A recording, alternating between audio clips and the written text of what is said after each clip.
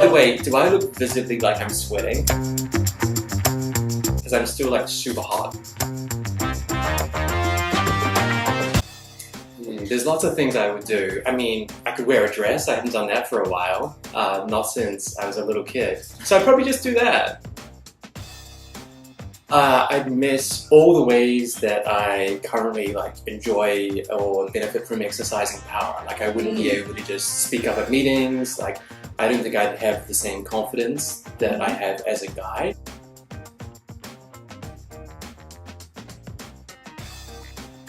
That just people think that feminists are angry. I don't think people are angry. Like, feminists are angry. Where's this question coming from? Yeah, they're not angry. No, feminists don't hate man. They just want what we all want, which is a kind of equality, and often that requires a little bit of support or a lot of support. Where are you getting these questions from?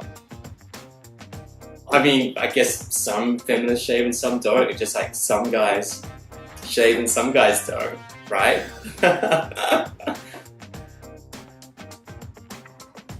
No, why would it? Sorry, some of these questions I'm just like, what? No, of course feminism wouldn't hurt your career. If you're a woman and you're perceived as being a feminist, this can kind of have a negative connotation. And that's just a throwback of the way that our workplace in our society is structured against women and against feminism in general. A guy from New Zealand, and I was raised in a family where feminist issues or feminist concerns were sort of just part of everyday life. So for me, this talk about, whether you're a feminist or should you be a feminist, it's almost redundant, because it just, ever since I was a child, these kind of feminist concerns were issues for everyone. They weren't just issues for women.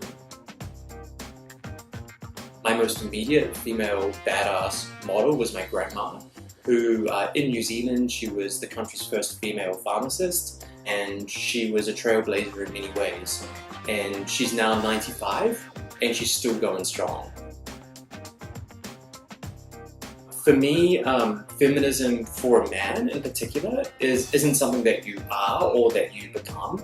It's something that you try to do, and you try to do it because you recognize that you can't ever be a perfect feminist, and why could you be?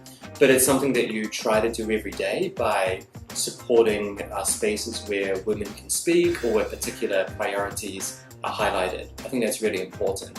I've also been really lucky in that if I can give a shout out to my INGO, Free to Run, in that I've worked with awesome women in this Free to Run NGO around the world, which basically supports women from conflict-affected countries to participate in sports.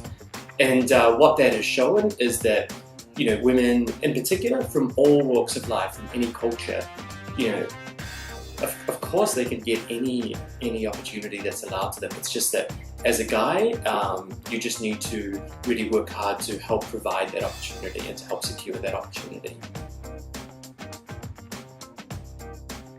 I think, at least for guys, it starts with guys and recognition of their subject position and also helping women. I mean, the thing is, we can wait for governments to change it or for institutions or organizations to change it, but you have to take the change, you just can't wait for it to happen. And I think a lot of the time, we just think, oh, it'll eventually happen that women get particular rights that men have enjoyed for a long time. But what we've found is that, what we've seen and continue to see, is that this evolution doesn't happen. In fact, in many senses, things seem to be going backwards. So for the guys, I just say you can try to be the change. So I think listening is really important, and also acting on what women have told you about feminism and about their concerns. And I just mean listening is a very active thing, just trying to be supportive and trying to understand a point of view, rather than just, listening for 20, 30 seconds thinking, oh yeah, I know what she's talking about, or I know what this particular issue is.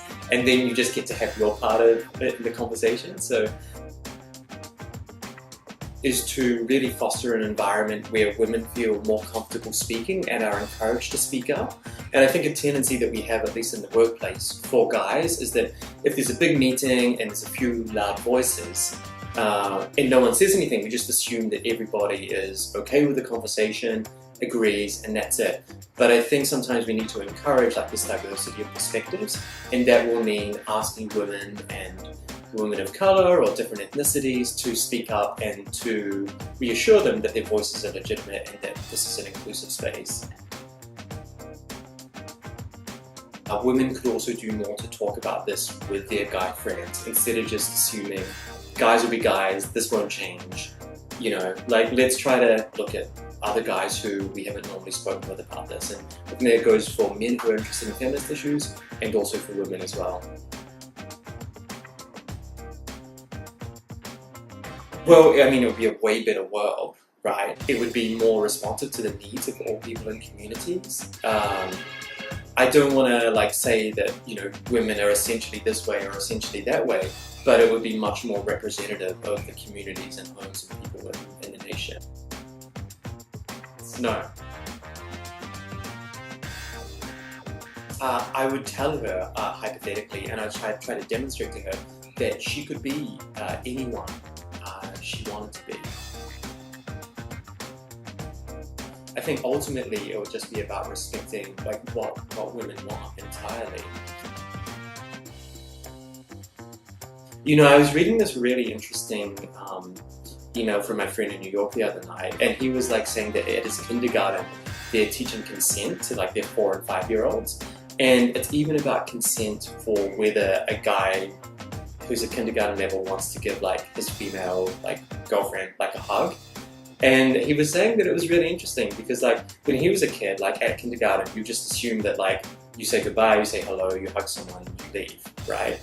But at this kindergarten, like they're teaching consent and that it's okay for girls of any age to say no to a hug. And I mean, I know that sounds like a funny example, but I just think again, it speaks to like all these behaviors that guys just take for granted that of course women love to be hugged, you know, maybe they do, maybe they don't.